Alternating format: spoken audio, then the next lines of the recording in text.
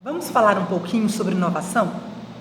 A inovação, artigo 360 do Código Civil, acontece quando o devedor inadimplente propõe uma forma indireta de resolver, de cumprir a relação obrigacional para com o credor.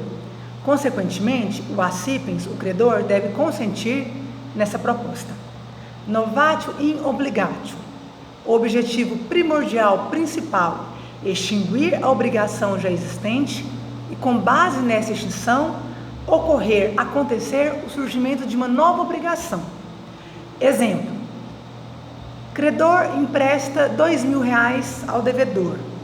Este, por sua vez, torna-se inadimplente. Para que não seja considerado de má fé, não fique considerado uma pessoa ruim na fita, o devedor propõe ao credor prestar-lhe um serviço, com o objetivo de cumprir aquela obrigação, ou seja, de restituir os R$2.000. Quando o credor aceita a proposta, surge a chamada novação. Extingue-se a obrigação primitiva, aquela obrigação já existente. Qual era a obrigação? A de restituir, devolver os R$2.000 que o credor emprestou ao devedor.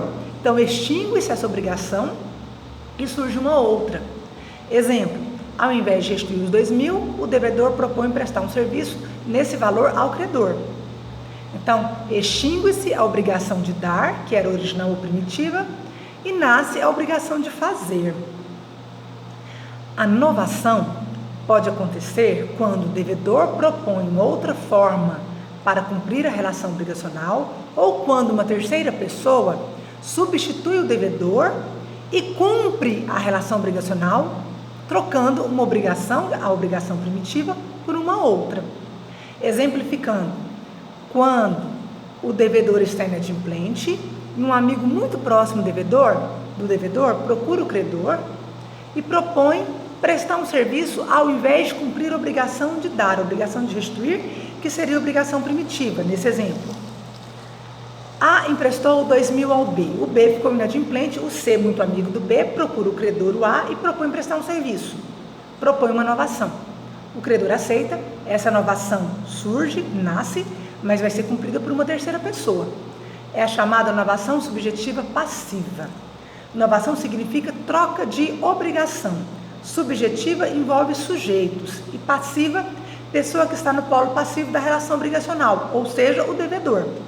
Novação subjetiva passiva por expromissão acontece quando o terceiro, que substitui o devedor primitivo, então terceira pessoa, um amigo muito próximo do devedor inadimplente, procura o credor, propõe a troca da obrigação e cumpre a obrigação. Depois comunica-se com o devedor primitivo. Na novação subjetiva passiva por delegação, o terceiro, o amigo muito próximo do devedor inadimplente, conversa com o devedor, ou vice-versa, o devedor conversa com o terceiro, e fica acordado, fica delegado que o terceiro, ele vai trocar a obrigação, vai propor obviamente ao credor, vai trocar a obrigação para cumprir a dívida daquele devedor primitivo. Então, o devedor inadimplente e terceira pessoa conversam, e essa terceira pessoa procura o credor, propõe a novação, trocando a obrigação, e o credor aceita. Então, a novação subjetiva pode acontecer passiva, pode acontecer por expromissão e por delegação. É muito importante lembrar, no exame da OAB, que na novação, existe a troca da relação obrigacional. E na assunção de débito ou de dívida, conforme já estudado lá no artigo 299 do Código Civil, não existe a troca da relação obrigacional. Existe a troca da figura vinculada ao devedor. O assuntor é a pessoa que substitui o devedor, mas ele paga aquela dívida contraída pelo devedor em relação ao credor. Na assunção não há mudança na natureza da obrigação. E na novação muda-se a natureza da relação obrigacional. Vale também a dica: a novação pode ser subjetiva ativa. Exemplo: eu devo a você e o fulano me deve. Então, eu estou aguardando o fulano me pagar para eu pagar a você. Quando eu proponho a você: olha, eu vou conversar com o fulano que me deve e vou pedir para ele prestar um serviço, trocar uma obrigação em relação a você, credor, porque aí ele paga a minha dívida em relação a você, porque ele tem uma dívida comigo. Essa é a novação subjetiva ativa. Então, a novação pode ser subjetiva ativa, pode ser subjetiva passiva, ou ainda pode acontecer por novação subjetiva real ou novação real, quando o próprio devedor ele propõe a troca de obrigação ao credor. Se houver a troca da obrigação e a troca do polo passivo, a novação é subjetiva passiva.